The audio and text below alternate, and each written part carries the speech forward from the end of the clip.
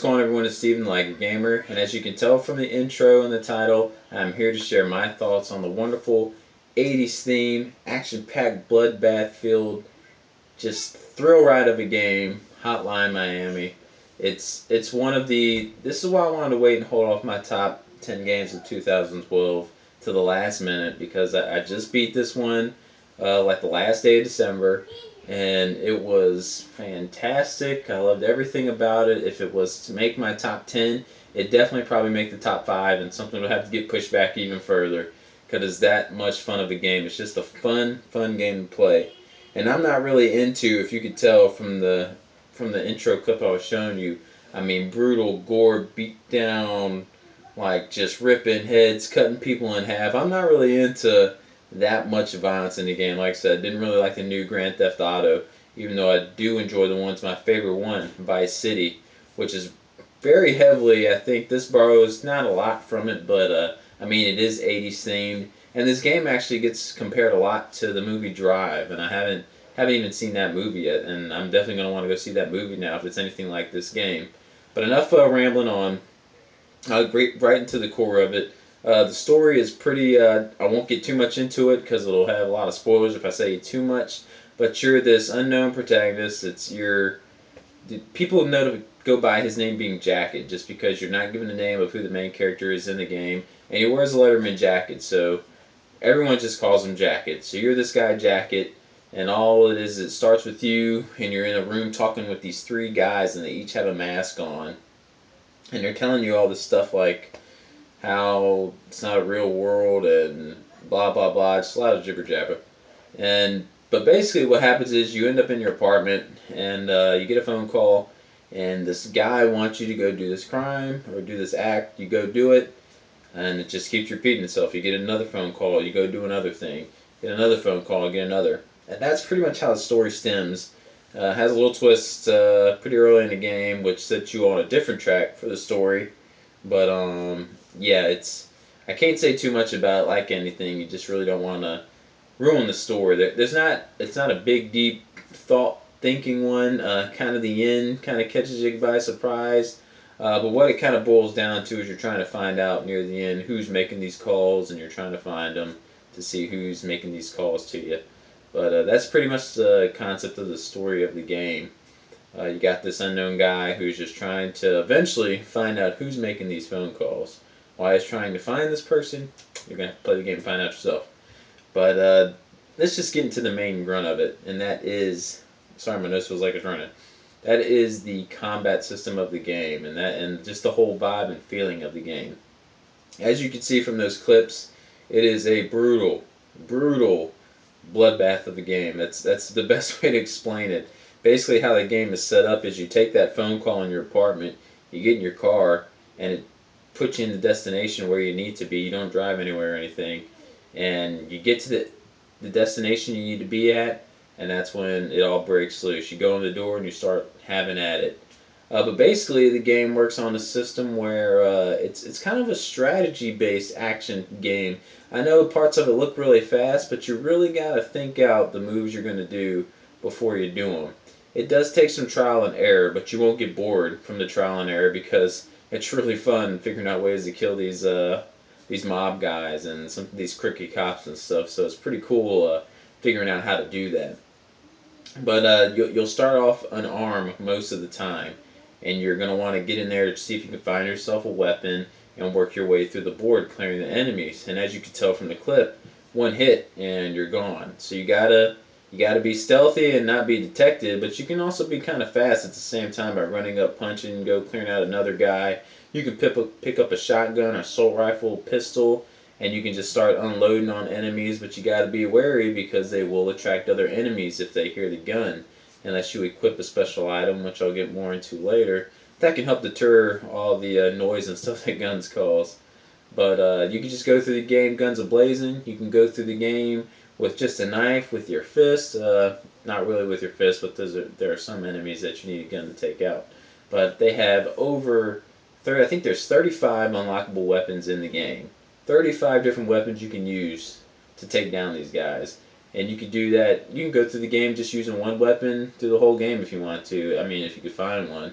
just to make it more replayable for you, because the game's not that long. It's gonna, after you've played through it once, you're gonna breeze through it a second and third time just because you know like how the game is set up and everything. But first time you're playing through, you're gonna need to plan out your moves and see where these enemies are. You're gonna die a lot, but don't let that ruin it from the game, because after some trial and error, you'll figure out ways you like to take down enemies. If you like to beat them on the ground and slam their head against a wall, or kick their face inside of a toilet, or just cut them in half with a sword, whatever your play style is, you'll figure it out quick.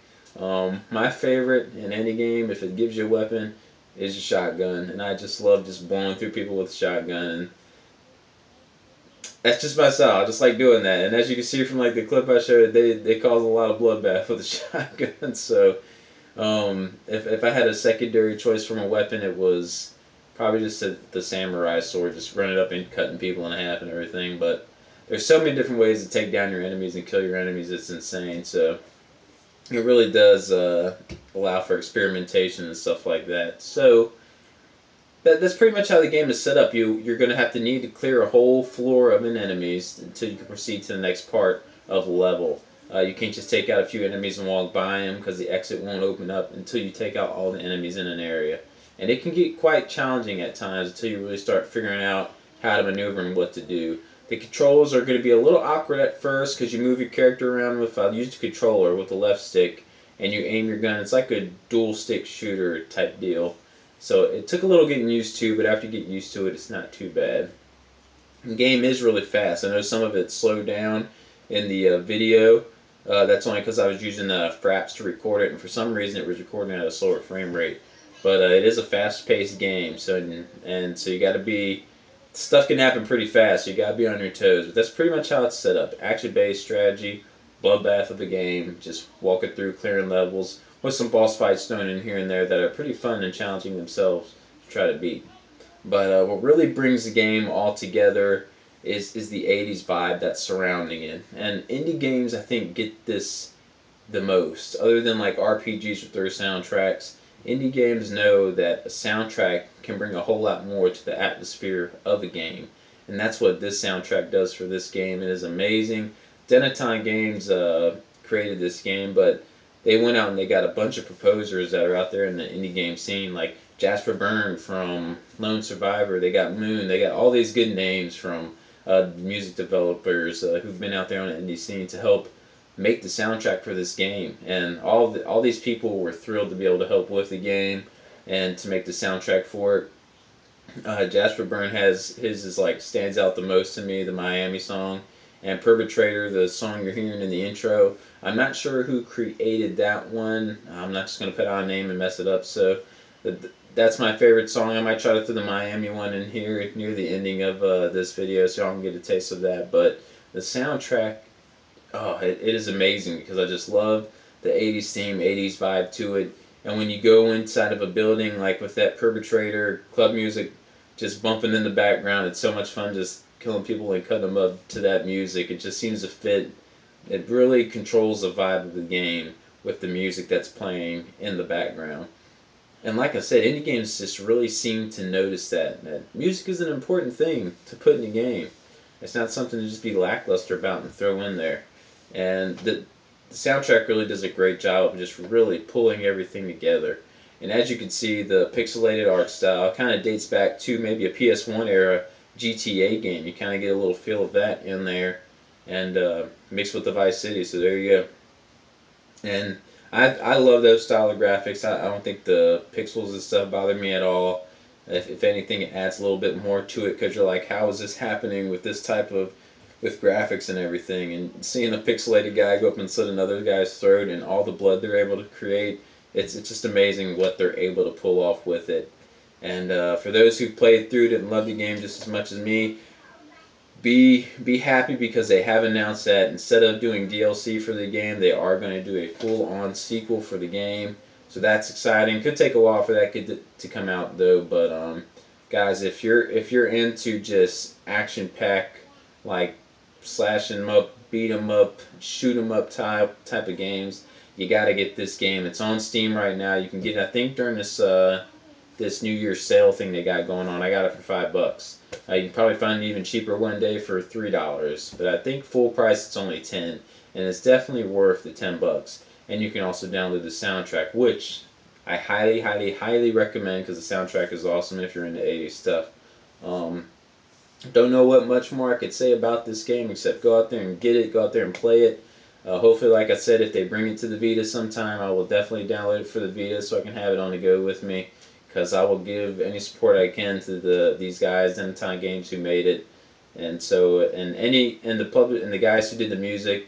Go out there, download the soundtrack because it's not that expensive either. They deserve some money for all the hard work they put into making the soundtrack because it is some fantastic stuff. So, like I said, if you're into those type of games, definitely look into this game. Give it a try. Look at some stuff about it. I know a lot of people don't like graphics like that anymore. It's tough to get into it. It's all about the gameplay, the music, and I think the graphics look wonderful. So if you're into it, definitely check it out. It gets my thumbs up recommendations big time. Like I said, it would have been in my top 5 of 2012 if I had beaten it before the video. So that's pretty much all I can say about it. My Gamer, lighting out.